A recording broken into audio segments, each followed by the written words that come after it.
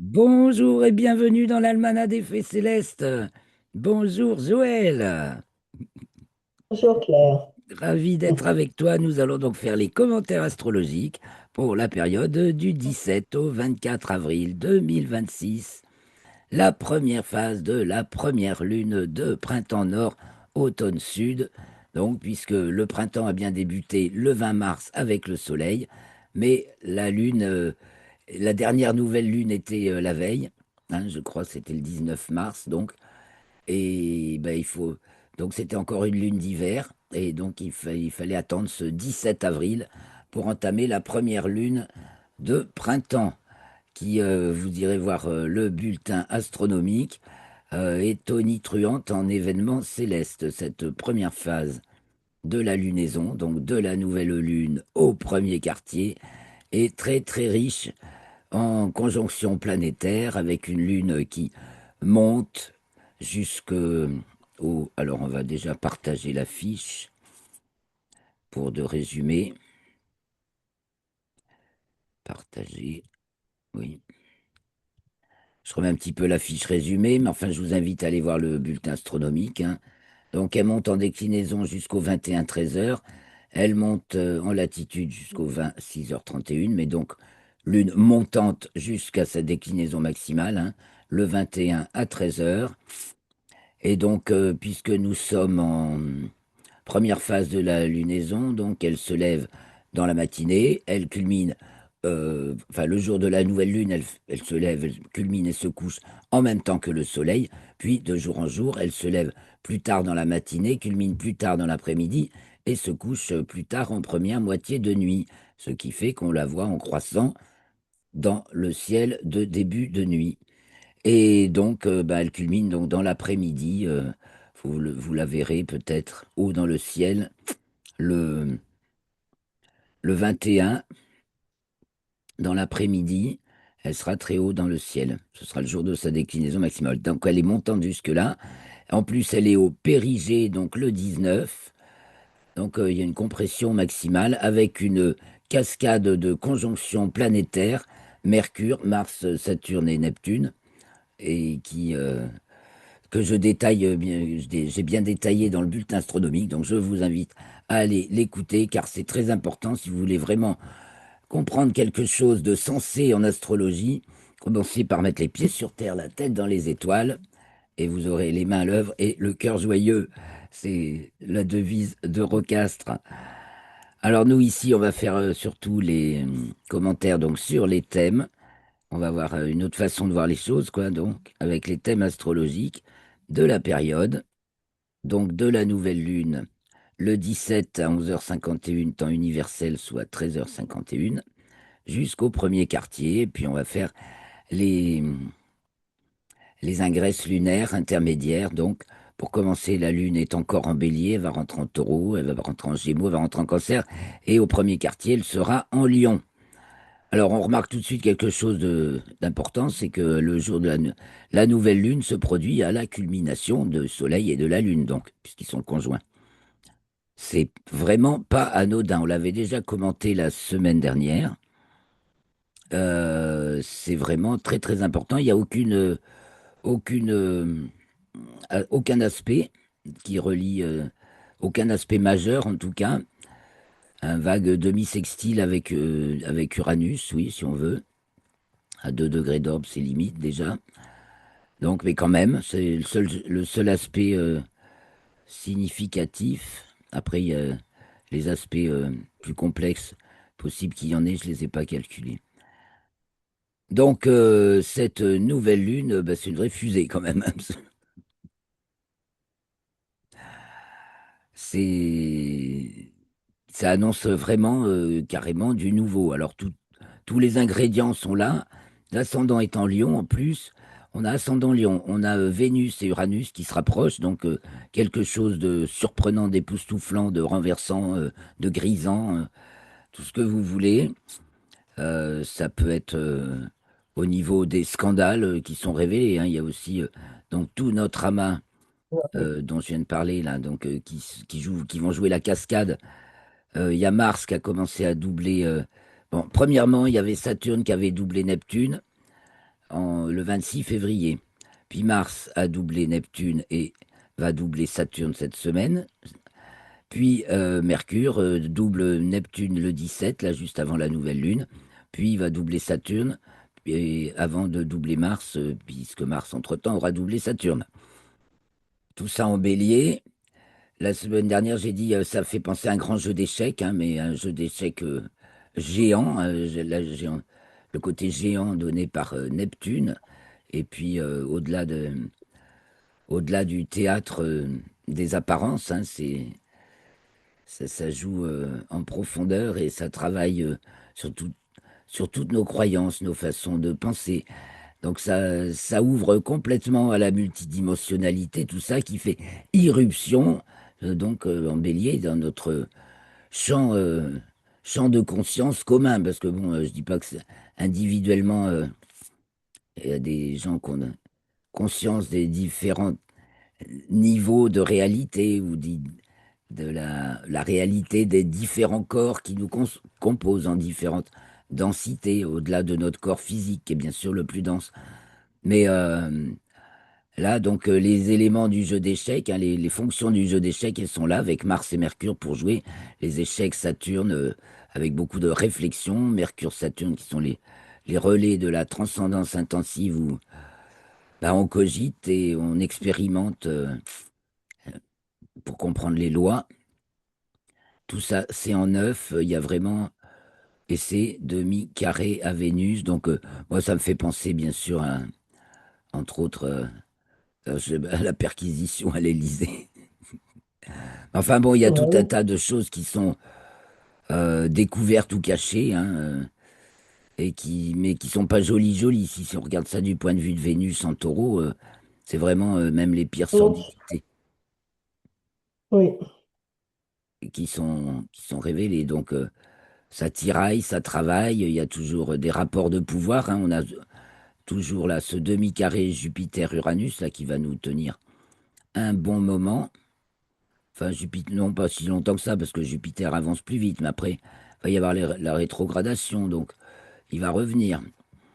Ça, entre le pouvoir temporel et le pouvoir spirituel, celui qui dirige le meneur d'un groupe, hein, et puis le meneur des meneurs de groupe, Uranus, celui qui donne la raison suprême. Et là, c'est la raison simple. Alors, on voit aussi tous ces troupeaux les troupeaux qui se font pourchasser pour être vaccinés. Là, j'ai appris qu'un un agriculteur, un éleveur préférait faire abattre tout son troupeau avant la vaccination que de tolérer la vaccination parce que lui, il avait décidé que ces bêtes ne seraient pas vaccinées. Il produit de la viande de qualité et il préfère bah, les faire abattre avant l'heure plutôt que de se soumettre au dictat des mortifères.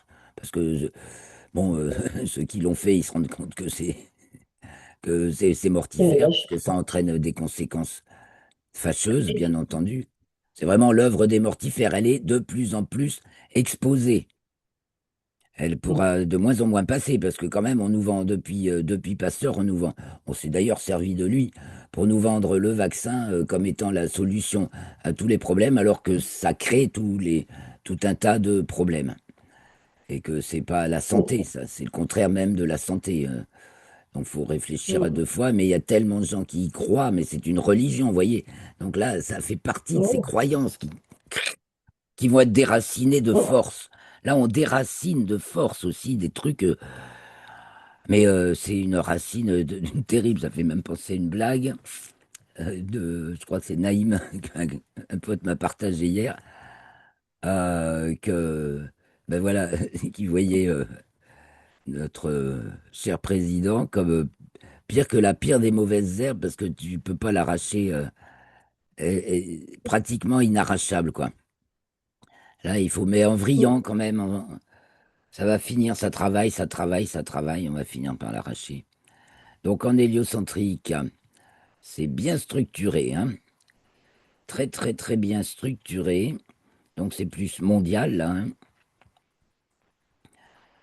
Ça inaugure, pareil, une remise à plat, hein. On a Jupiter là qui s'approche de Pluton. On n'y est pas encore tout à fait. L'aspect est toujours en signe en quinconce, donc pas en signe opposé. L'aspect Jupiter-Pluton, qui est quand même l'aspect du justicier. Mais on a Mercure là qui va jouer qui va faire la jonction et qui va bien le faire sentir. Il y aura déjà des prémices, quoi, dirons-nous, de, de justice. Puis en plus, on a la Terre au carré de Pluton. Donc le soleil carré à Pluton, ce sera le 25 en géocentrique. Et ce sera là, 6 jours, 17 et 3, ça doit être le 23 en héliocentrique. Bah tiens, encore un truc que j'ai oublié de rajouter dans ma liste d'événements de la semaine, mais qui est déjà tellement longue que je crois que le reporterai la semaine prochaine. Ah, revoilà Isabelle. Coucou Isabelle. Donc, Voilà. c'est... Coucou. Alors, on en est sur le thème de la nouvelle lune. Donc, on a commenté un petit peu le géocentrique pour compléter ce qu'on avait déjà dit dessus la semaine dernière. On remarque aussi là que va y avoir de l'événement, quoi, hein. Il y a de l'événementiel parce que tout est diurne, donc seul Pluton est nocturne, avec toujours la seule protection, c'est celle des cieux, hein. La protection de la transcendance avec la foi, tout va bien. Mais alors si on s'en tient au théâtre des apparences, tout va mal.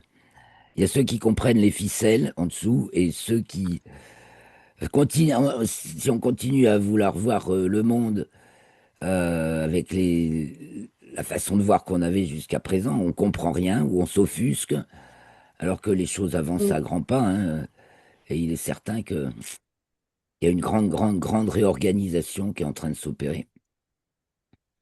Et donc la Terre au carré de Jupiter-Pluton, donc ça va être le Soleil hein, géocentrique.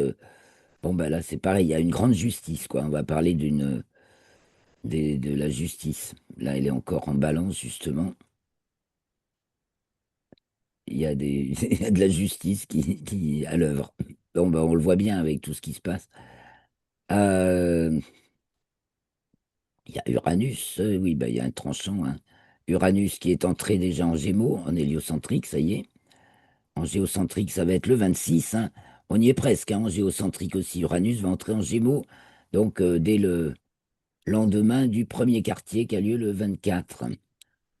On a aussi Saturne et Neptune qui détendent l'opposition. Il y a deux fonctions qui détendent l'opposition. Donc évidemment, c'est des fonctions d'ordre supérieur, raison supérieure avec Uranus. Mais Uranus Gémeaux, c'est plus... Ah bah c'est moins comme ça que Uranus Taureau, hein. Uranus Gémeaux, au contraire, on va voir bah, l'énergie, enfin des formules énergétiques qui vont se diffuser. Peut-être que sur la privation, le serrage de vis sur l'approvisionnement en énergie va évidemment entraîner un déploiement, c'est ce qui va succéder après les Gémeaux qui succèdent au Taureau, un déploiement énergétique dans tout un tas de domaines, de dimensions et de couleurs.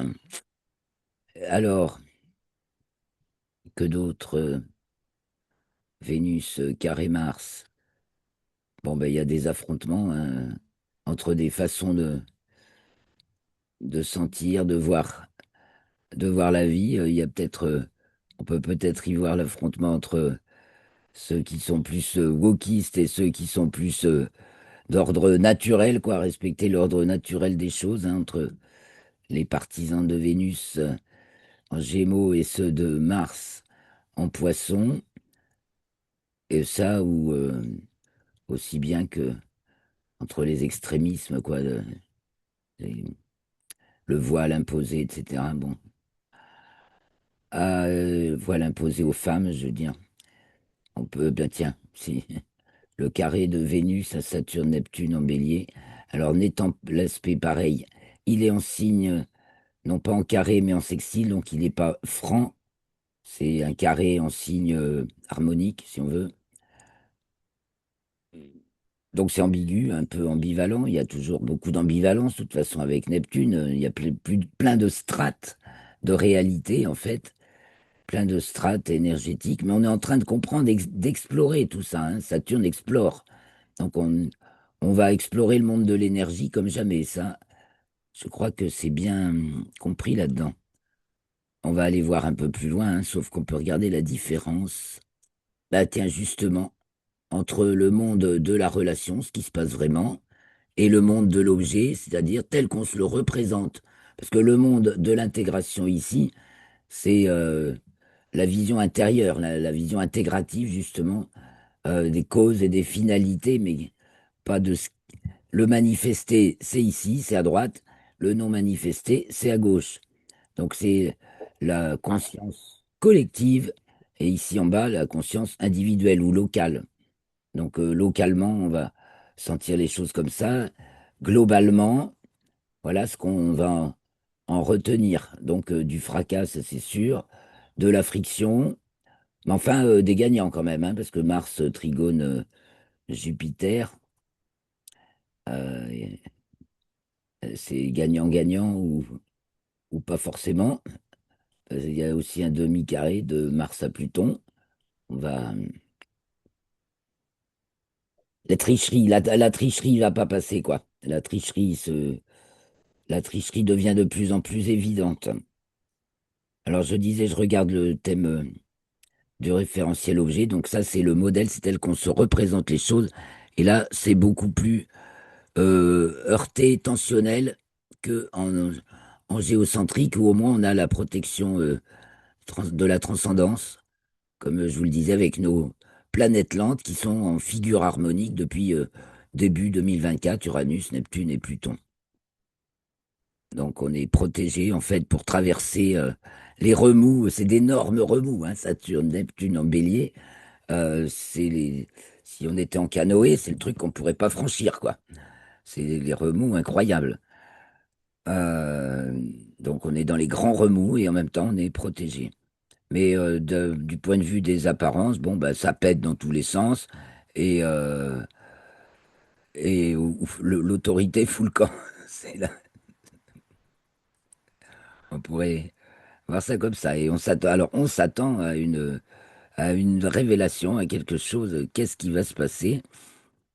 Qu'est-ce qui va se passer cette semaine, hein? On continue. Donc la Lune va entrer en Taureau juste après la nouvelle Lune, donc le 17 aussi, 15h57 TU, soit 17h57. Alors, notre amas fracas en bélier, il est là en maison 7, donc représentation de la relation. Donc on dirait qu'on prend un grand splash dans la gueule. Bon, ben, si on est prêt à renouveau, c'est vraiment pour réinitialiser, remettre les pendules à l'heure, semble-t-il, puisque ce nouvelle lune en 8, existence de l'objet, ben, il n'y a qu'une chose à faire, c'est être dans le présent, les deux pieds sur terre, la tête dans les étoiles, les mains à l'œuvre et le cœur joyeux. Voilà ce que ça nous dit, hein. On rentre dans une nouvelle page, c'est une nouvelle aventure. Ceux qui sont prêts à l'aventure, pas de soucis. On va s'envoler, les amis. Par contre, ceux qui veulent maintenir un statu quo de leur autorité vont être bousculés. Donc, on est en situation un petit peu fragile avec un ascendant vierge, et là encore, tout est diurne. Donc, les choses se passent sur la scène publique. Le 19 à 16h17 et donc 18h17, la Lune entre dans le signe des Gémeaux. Elle est donc conjointe aux Pléiades, elle est en compagnie d'Uranus et de Vénus, donc qui sont encore en Taureau. Et on est encore à cette frontière 8-9 là, avec le Soleil à la pointe de la 8, la Lune avec Uranus à la pointe de la 9, donc conjonction Vénus, Uranus, Lune. Ben, si on continue avec toujours l'amas au descendant, et là c'est plus l'ascendant et balance. Donc en France, globalement, on va osciller entre ascendant vierge et ascendant balance. On est sur la ligne équinoxiale, ça parle bien d'un renversement, ça parle bien d'un rééquilibrage, et peut-être justement pour une justice. Mais là, il y a quelque chose qui se passe, hein. Il y a une personne qui fait irruption sur la scène. C'est du nouveau, c'est tout neuf, tout frais, tout neuf. Et ça va bousculer tout le... tout l'establishment qui est en fait en train de tomber en ruine, là, c'est ce qui tombe en ruine. Et avec le Bélier, la ruine et Mars et Mercure, la ruine est accélérée, là. C'est l'effondrement du vieux monde, pour de vrai, et vraiment l'apparition du nouveau à tout niveau. Donc, aussi pour nous, dans nos vies, à nos petites échelles, parce qu'on on peut observer ça à l'échelle du monde et de la géopolitique et tout ça, mais évidemment que nous, dans notre petit monde, on est impacté. Alors, on regardera bien entendu le thème local, qui est toujours, enfin, qui est généralement beaucoup plus simple. Bon, ben, moi, localement, je vois que j'aurai de l'aide pour la santé. Tiens, ça booste la santé. Jupiter, c'est la santé du corps aussi, hein. Un corps sain, dans un esprit sain, et qui va. Il y a une notion de soin, mais voilà, il y a beaucoup de soins. Et puis en même temps, beaucoup d'énergie si c'est pour démolir, avec intelligence. Et sinon, c'est demi-carré Lune-Pluton, donc on parle bien encore de démolition. C'est bien la Lune, là. Ouais. Et puis tout ça, Lune, bah ouais, c'est une belle rencontre inattendue peut-être. Ça, c'est joli. Avec un coup de foudre à la clé, Vénus-Uranus, c'est aussi le coup de foudre. Attention. Et côté météo, Christophe est pas là pour m'aider. Mince, il peut pleuvoir là quand même, hein, avec des choses pareilles. Pourtant là, il y a des indicateurs de beau, donc ça va plutôt être beau, je pense, mais quand même, il y a aussi Jupiter en Cancer en 10, ça va peut nous faire des abados. Alors il peut y avoir des abados brefs et importants, et puis aussi du Soleil, bien sûr. Alors peut-être pour cause d'une certaine surchauffe artificielle. C'est pas fini. Alors là, donc, on était le 19 avril pour l'entrée de la Lune en Gémeaux. Ensuite, le Soleil entre dans le signe du Taureau. Alors ça, c'est pour le mois qui vient. Donc, c'est le 20 à 1h38, soit 3h38 à notre montre. On a tout nocturne, côté Soleil. Donc, côté modèle, côté identification. Tout est nocturne, c'est toujours le demi-carré Jupiter et Uranus. Donc, il y a deux sons de cloche, hein. Alors, du point de vue géopolitique, on peut bien sûr voir au niveau de l'Europe, on va voir les États européens, Jupiter, qui veulent tenir leur espace vital et leurs habitudes de vie, le cancer. Demi-carré Uranus, qui est donc l'instance supérieure, l'Union européenne, qui entend tout régenter à la manière ben, ça va vite passer, là, dès qu'Uranus va entrer en Gémeaux. Alors déjà, elle va plus pouvoir agir en mode Uranus-Taureau, qui rappelle donc la période où Uranus était en Taureau précédemment. Je vous fais pas de dessin, c'était les années 40, les années 30. Donc voilà, jusqu'en 42 ou des choses comme ça. Euh, oui, donc je regardais ça. Donc en héliocentrique, oui, Uranus étant déjà entré en Gémeaux, on voit bien que cette instance est en train de vaciller complètement. Elle fait un peu semblant de tenir le coup encore, mais elle est fortement attaquée. Et quand Uranus va être en Gémeaux, je pense que ça va lâcher complètement. Et on a une personne qui semble arriver dans ce milieu-là. Hein, on va avoir un nouveau cadre. Voilà, le mois du taureau, donc jusqu'au 20 mai. Bah, il y a une nouvelle personne une nouvelle incarnation, enfin quelqu'un, Vénus, hein, une personne avec un caractère féminin, ou du moins il y a le côté bienveillant qui révèle, bah, qui pour la France, qui révèle l'âme de la France, parce que Vénus-Uranus, c'est les deux fonctions planétaires qui résument particulièrement bien la France avec des lettres et des arts. Voilà, avec Uranie et Vénus. Vénus et Uranie.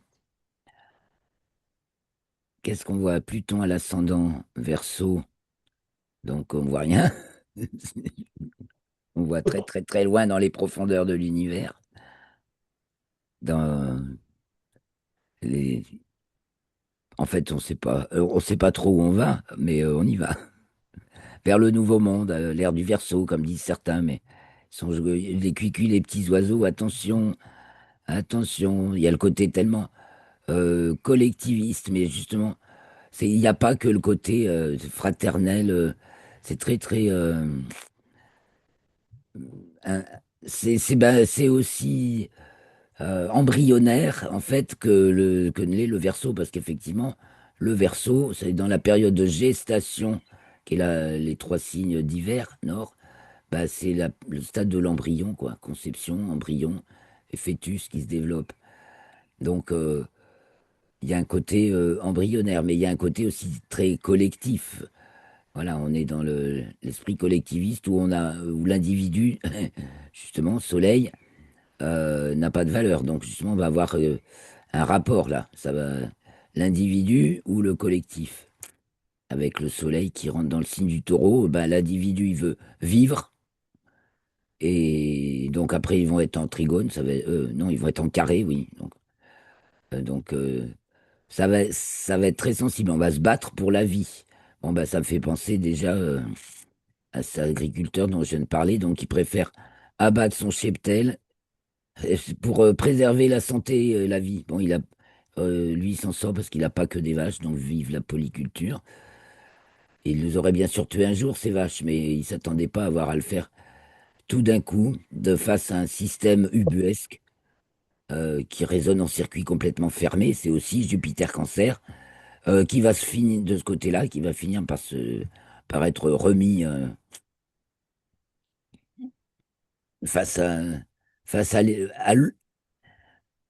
à l'évidence, enfin un ordre supérieur, mais c'est l'ordre cosmique hein, qui met l'évidence, qui ramène à l'évidence.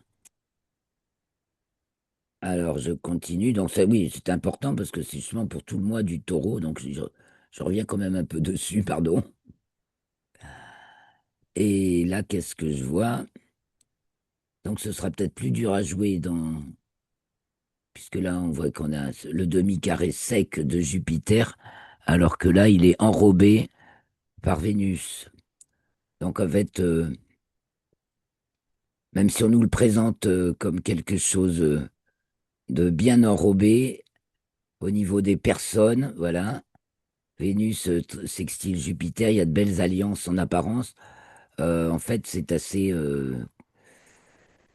quand même tiré, c'est tendu quoi, entre les deux niveaux d'autorité, si ce n'est celui du Soleil qui est l'autorité suprême et indiscutable, du moins en apparence. Et au fond, c'est la Terre.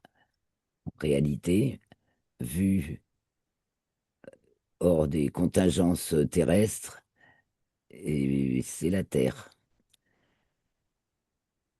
Donc, toujours une figure très structurée, un carré Vénus, oulala, Vénus à Neptune, Saturne. Il y a de quoi soulever l'estomac. C'est peut-être que il y a les horreurs de la guerre qui vont refaire surface, quoi, qui vont un peu soulever les cœurs, mais c'est peut-être justement la fin. Enfin, espérons qu'il y a justement des pourparlers, mais peut-être ces pourparlers semblent, semblent être impossibles. En tout cas, il y a des bonnes relations, mais c'est pour justement mettre fin à l'impensable. Il y a le côté vraiment, et un côté, c'est tellement les extrémismes, tous les ismes, tous les fanatismes, extrémismes religieux sont tellement profonds, profonds, profonds, que pour les dégommer, je pense qu'on va y arriver. Jupiter va arriver en Lion, donc fin juin. Et là, l'opposition sera franche, et la Terre sera dans une autre position, bien sûr. Bah, c'est un travail quand même, ça se fait pas du jour au lendemain, quoi. Faut bien comprendre aussi il y a la page qu'on tourne, à quel point, mais pour tout un chacun, faut voir au-delà de tout ce qui nous a conditionnés jusqu'à présent. Faut complètement se déconditionner. Donc, ça dit ça aussi, Pluton en Verseau, là, faut l'esprit tout neuf, complètement déconditionné, est ouvert. Alors là, on va pouvoir semer des nouvelles graines, parce qu'il y a aussi du semis là, hein, en fait. On sème beaucoup de graines. J'ai dit que c'était l'entreprise de démolition accélérée, certes, d'un côté, et aussi c'est justement le fait de semer plein de graines, de nouvelles graines, des nouvelles graines d'énergie. Alors ça, c'est pour le mois du taureau, donc qui commence le 20 avril. Et donc le 21, on revient avec la Lune. La Lune entre dans le signe du Cancer. Donc ça, c'est pour 2 jours et demi, quoi. Mais on voit bien que d'une semaine sur l'autre, quand on fait les ingresses lunaires, on reste dans une même dynamique. Voilà, on retrouve encore la même orientation. Allez-y. Ascendant Balance. Donc la semaine va être vraiment polarisée sur les mêmes questions. Mais là, ce coup-ci, on a Jupiter tout en haut qui culmine. Donc une crise du pouvoir, là, une crise de foi. Une crise du ministre, là, hein. Le premier, c'est quand même celui qui gouverne, hein, Jupiter, c'est celui qui gouverne un pays. Euh, il se fait challenger au moins, hein, par une autorité suprême qui a du charme indéniablement. Et ben, c'est passé en 6 quand même, hein. Enfin, ça c'est local. Bon, je pense qu'on est globalement en France, ça donne ça. Donc un Jupiter culminant. Donc la question, c'est le Premier ministre qui va être sur la sellette. Alors là, ce coup-ci, tout est occidental. Donc là, c'est pareil, c'est toute une affaire publique, manifestée du moins. Tout ça, c'est du manifesté privé et public. Privé, c'est... voilà, donc on va rentrer un peu dans ces pénates pour compter ces graines et ces billes aussi, hein. Qu'est-ce qui me reste comme énergie pour aller plus loin? Mais de toute façon, les dés sont jetés, quoi. Cette semaine, on a l'impression que, ben voilà, hein, les choses sont lancées. Euh, on a vu que, quand même, bah, faut semer. Il y a plein de choses qui se sèment. Donc, c'est pour ça que ouh là là, chaque geste, chaque parole, chaque pensée, bah, c'est bien d'y mettre la conscience, hein, parce que ça a peut-être beaucoup. C'est ça, les graines, déjà, qu'on sème. Ne serait-ce que par notre pensée.